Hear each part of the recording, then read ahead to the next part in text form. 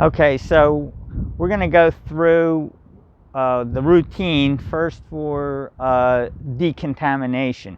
So I come back from my office having seen patients, and I don't want to contaminate the whole house. So I park my car in the driveway, and then I walk around the house.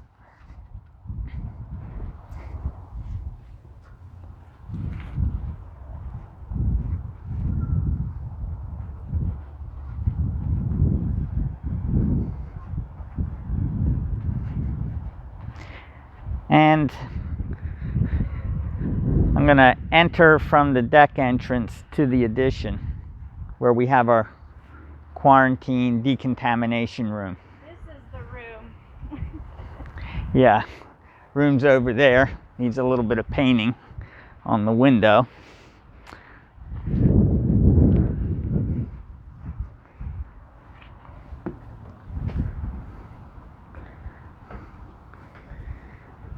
So the outside entrance takes me directly into the room, avoiding the rest of the house.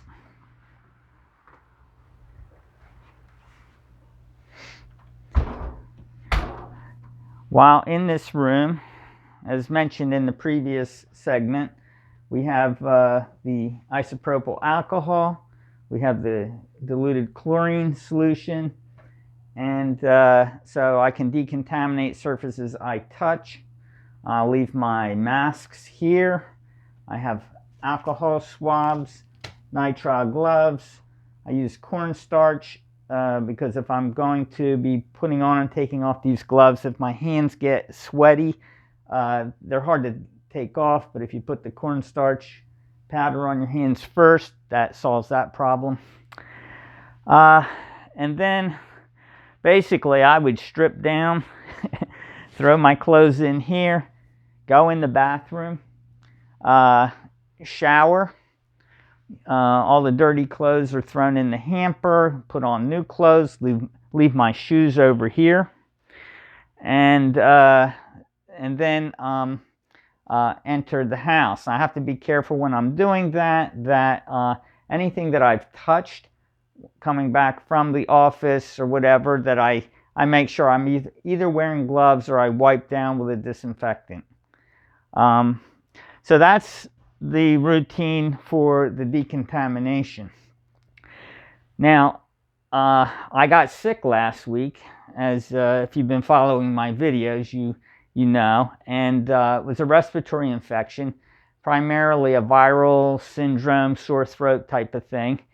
And so I was concerned that could be a mild case of COVID-19.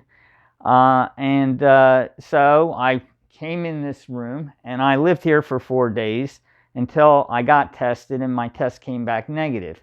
So living in this room for 4 days, one thing I did was I brought up the refrigerator, which was in the basement. My wife did not want me to get another refrigerator, so I just pulled this up from the basement instead. And we had an extra microwave, and I stuck that there. And I even ordered a toaster oven from Amazon, which has yet to arrive, but it's on its way. And my thought was that this room should be self-contained and allow the person living in here to be independent or less dependent on the other people, to minimize the amount of times they had to run back and forth, minimize the interaction, and maximize the comfort of the person in here. So I set it up that way, and it worked fine. Now, one of the issues was, well, where's the kitchen sink? Well, here's the kitchen sink. It's not exactly my ideal kitchen sink, but what are you going to do? You got running water. So I asked my wife to bring up a pan, so we took an aluminum pan here, and this became my dish rack. I put a paper towel under there, and I washed my dishes in there and dried them on this, let them dry on this pan sitting over a paper towel, and that worked out okay. And so that took care of the dishes. having the refrigerator, the microwave, that was fine. And then I brought an extra monitor down from upstairs because for my main computer, I like to work with multiple monitors. So I had my laptop here. I plugged an HDMI cord from the laptop into the monitor, and I had a 2-monitor computer system here. And that worked fine. And then for my TV, I still don't have the regular TV working right. I have to figure out what's wrong with that. But I have a Roku. This is, well, I got a Roku streaming stick. And that with the Xfinity Beta app, I was able to watch Comcast cable TV as if I had an X1 box. And that worked out fine. I could stream Netflix, Hulu, Amazon. I was fine. We have an extra PC speaker system here with a little subwoofer, which has fairly good sound. So I was reasonably comfortable. I was able to fill my time up comfortably.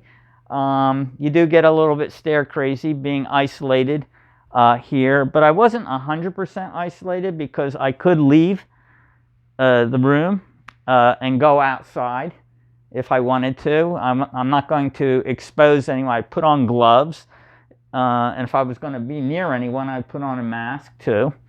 But I wasn't normally. The only time I had to do that was when I went over to my office to get my tests for COVID-19. For that time, I needed to get in the car and drive over there. So the thing works out okay. Obviously, you're going to have to modify it depending on what kind of a room you have in your own house. You may not have a bathroom attached to it. Your room may not be separated as well. Let me show you how this is separated.